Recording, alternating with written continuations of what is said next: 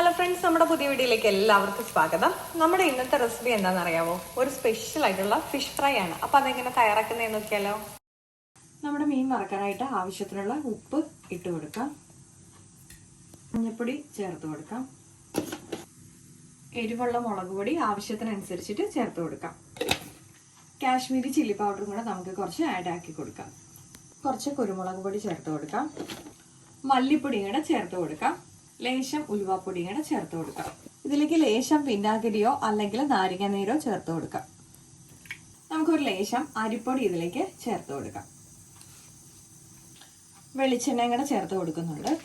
നമുക്കിത് നന്നായിട്ടൊന്ന് മിക്സ് ചെയ്തെടുക്കാം. ആവശ്യത്തിനുള്ള വെള്ളം നമുക്ക് ആദ്യം ഇതിങ്ങനെ ഒന്ന് മിക്സ് ചെയ്തതിന് ശേഷം ആവശ്യത്തിനുള്ള വെള്ളം ഒഴിച്ച് ഇതൊന്ന് മസാലയാക്കി എടുക്കാം.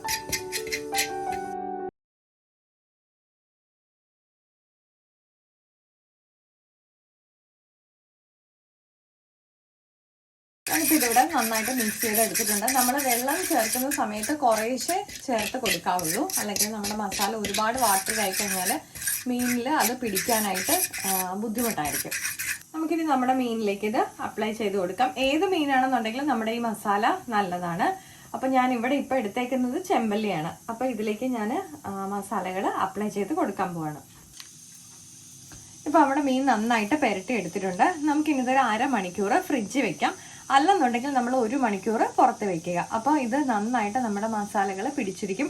തലേദിവസം നമ്മൾ പുരട്ടി രാത്രി ഫ്രിഡ്ജ് വെക്കുകയാണെന്നുണ്ടെങ്കിൽ കുറച്ചുകൂടെ നല്ല ക്രിസ്പി ആയിട്ട് കിട്ടും നമ്മൾ ഫ്രൈ ചെയ്യുന്ന സമയത്ത്.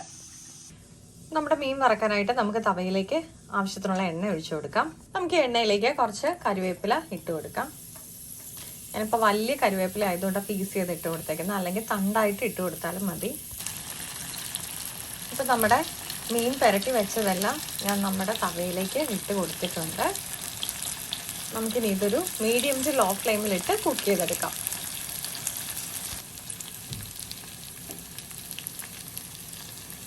നമുക്കിനി നമ്മുടെ മീനൊന്ന് മറിച്ചിട്ട് കൊടുക്കാം. നമുക്കിനി ഇതുപോലെ തന്നെ ഞാനിപ്പോൾ ഇവിടെ മറിച്ചിട്ട് കൊടുത്തിട്ടുണ്ട്. നമുക്കിനി നേരത്തെ പോലെ തന്നെ മീഡിയം ടു ലോ ഫ്ലെയിമിലിട്ട് ഇതും ആ സൈഡും കൂടെ നമുക്ക് കുക്ക് ചെയ്തെടുക്കാം.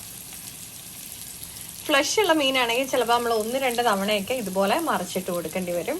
നമ്മുടെ മീൻ പുരട്ടി നമ്മൾ വെച്ചിരുന്നതിനകത്ത് കുറച്ച് മസാല ബാലൻസ് എപ്പോഴും ഉണ്ടാവില്ലേ, അപ്പോൾ അതിലേക്ക് നമുക്ക് കുറച്ച് തേങ്ങ ഞാൻ ഇട്ട് കൊടുത്തിട്ടുണ്ട്. ഇതിലേക്ക് ഞാൻ ഒരു ചെറിയ സവാളയുടെ പകുതി ആഡാക്കി കൊടുത്തിട്ടുണ്ട്. അതുപോലെ ഇച്ചിരി ചതച്ച മുളകും കൂടെ ചേർത്തിട്ടുണ്ട്. നമുക്കിനി ഈ മീനിൻ്റെ ബാലൻസ് ഉള്ള മസാലയിൽ ഇതെല്ലാം കൂടെ ഒന്ന് പുരട്ടിയെടുക്കാം.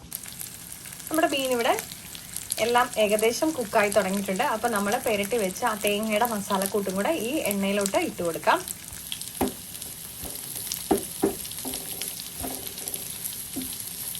മീനൊരു 3/4 ഭാഗം നമുക്ക് കുക്കാവുന്ന സമയത്ത് വേണം ഈ തേങ്ങ ഇതുപോലെ ഇട്ട് കൊടുക്കാനായിട്ട്.